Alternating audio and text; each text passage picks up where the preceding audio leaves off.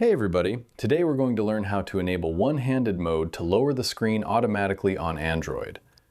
Reaching the top of a large phone screen is difficult, but one-handed mode brings everything within easy reach.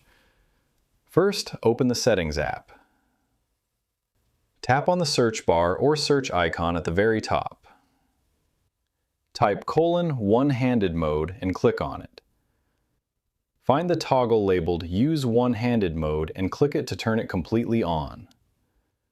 Look right below the main toggle at the configuration choice bubbles to define how your interface behaves.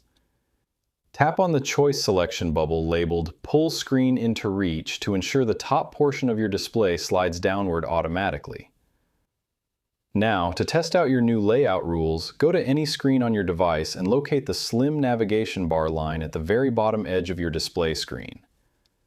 Simply swipe downward directly on that bottom navigation bar line. To exit the configuration view and return your application to a full screen layout, simply swipe upward on that same bottom bar or tap anywhere on the blank, empty black space created at the top of the display screen.